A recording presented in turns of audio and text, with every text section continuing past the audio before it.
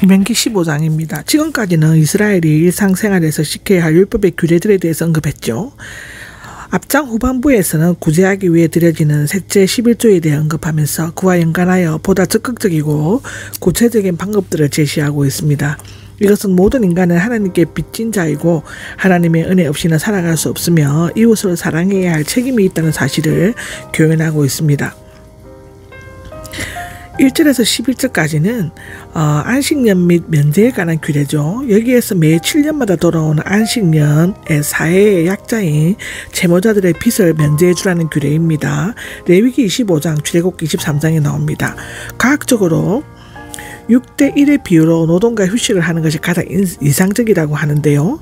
이 안식년은 단순히 휴식의 의미뿐만 아니라 이스라엘 민족 영적인 생활과 선민으로서의 일체성을 재정비하는 데 큰 의미가 있다고 합니다.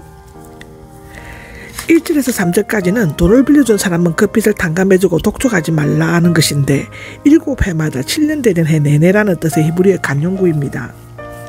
이것은 7년 되는 날에 탕감하라는 것이 아니라 7년째 되는 해 전체를 통해 탕감해 주어야 한다는 것을 의미하고요. 물론 이것은 완전히 다 탕감해 주라는 뜻은 아닐 것입니다. 왜냐하면 그렇게 될 경우 이스라엘에서 상거래나 돈을 빌려주는 것이 다 사라지게 될 것이기 때문인데요. 이렇게 하게 되면 이스라엘 사회의 빈부차를 감수할 수 있게 될 것이고 이 법은 이방인들에게는 적용되지 않았습니다. 이것은 율법을 무시하는 자들이 면제년을 혜택을 누리는 것을 있을 수가 없기 때문인데요. 이 구절은 안식년에 농사를 짓지 않아 수입이 없으므로 빚독촉을 하지 말아야 하고 7년이 지난 후에는 갚아야 할 것을 의미하는 것으로 해석하기도 합니다. 여호와의 말씀을 다 지키면 복을 베풀어 주실 것이다 라고 4절과 6절에 나오는데요. 빚을 탕감해주면 복을 받게 될 것이다 입니다. 첫째는 가난한 사람이 얻게 됨으로써 빈부의 극심한 차이로 인한 사회적 혼란이 얻게 될 것이고 둘째는 많은 나라에 꾸지 않고 그 나라를 다스리게 될 수 있는 것입니다. 면제년이 가까웠다고 해서 형제에게 인색하게 대하지 말 것이 7절에서 11절까지 나와 있는데 빚을 면제해 주는 법은 이스라엘 백성에게 이웃에 대한 간대한 마음을 가지게 함으로써 돈과 물질에 지나치게 집착하지 않도록 하기 위한 제정입니다. 그러나 이적이고 다산적인 이스라엘 백성이 이제 7년이 가까이 다가오기 때문에 돈을 도로 상환받지 못하게 될까봐 가난한 형제에게 돈을 구워주지 않는다면 죄를 범하는 것이 되었습니다. 마음을 탁탁하게 한다는데 동정심을 베풀지 않고 몰인정하게 대하다는 범사에 복을 주시는 여호와를 믿지 않고 냉정하게 박대하는 것을 나타내는데요. 따라서 이 말은 가난한 자들을 향해 자연스럽게 우러나오는 동정심을 억누르지 말고 흘러나오는 대로 베풀라는 것을 의미합니다. 모세는 이스라엘 백성들이 가난한 자들을 향해 손을 움켜쥐지 말고 손을 넓게 펴라는 말로 요약하고 있죠. 그 땅에 가난한 사람이 그치지 않을 것입니다. 인데요. 이스라엘이 여호와께 전적으로 순종하는 것을 거부하게 될 것임을 예시한다고 볼 수 있습니다. 한편 이 땅에는 언제 어디서나 가난한 자가 있을 수 있다는 것이고요. 어쩌면 하나님께서는 성도들로 하여금 가난한 자들을 향해 손을 펴서 너그러운 마음으로 넉넉히 구제하도록 하기 위해 세상에 가난한 자를 항상 두실지 모르는 것입니다. 히브리 종을 해방시키는 규례가 12절에서 18절에 나옵니다. 이 규례는 이미 출애굽기 21장에서 언급된 바 있지만 해방된 종이 자립할 수 있도록 방편을 마련해 주라는 지시가 덧붙이고 있죠. 히브리 종을 해방시킬 때 고대에는 빚을 갚지 못한 종으로 팔려가는 일이 있었습니다.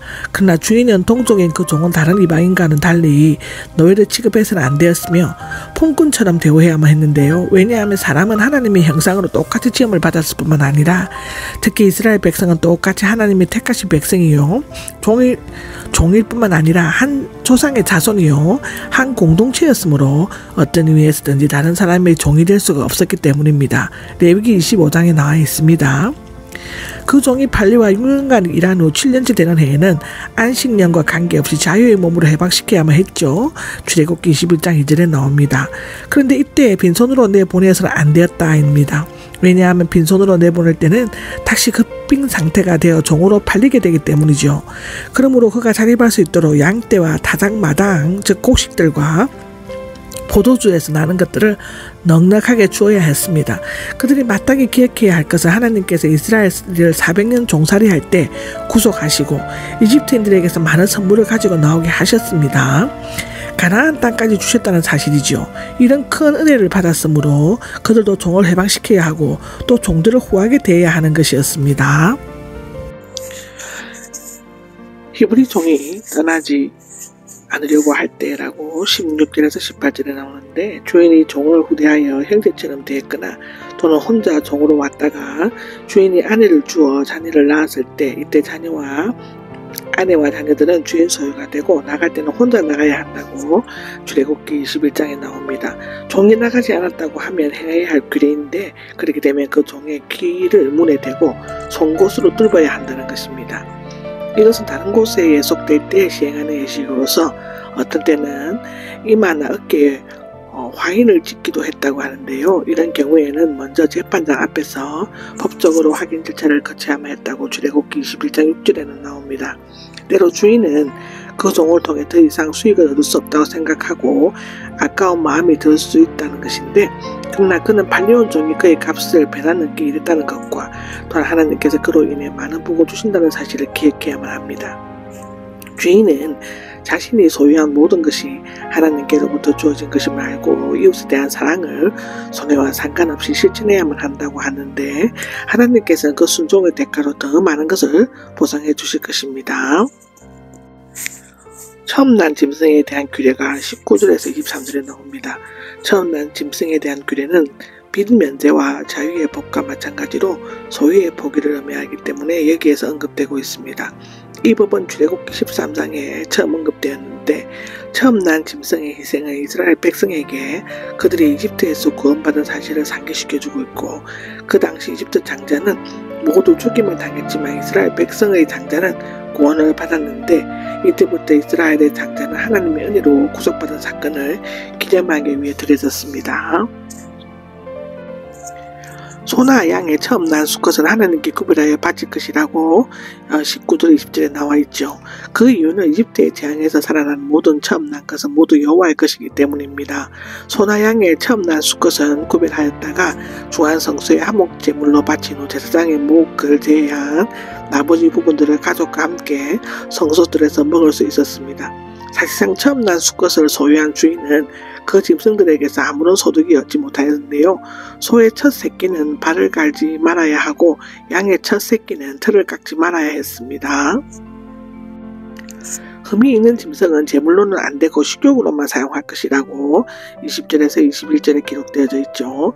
다리를 절거나 보지 못하거나 나쁜 흠이 있는 짐승은 제물로 드려서는 안 되고 사냥감처럼 취급해야만 한다고 합니다. 이런 것은 집에서 먹을 수는 있었지만 그 피는 먹을 수가 없었는데, 이것은 오늘 윤리를 대속하기 위해 피 흘리신 흠없고 죄가 없는 완전한 대물이 되는 예수 그리스도를 예표하고요. 성도는 자신을 구별하여 하나님께 산 제물로 드리고 하나님께 영광 돌리는 삶을 살아야 한다고 고린도전서 6장 20절에는 기록하고 있습니다.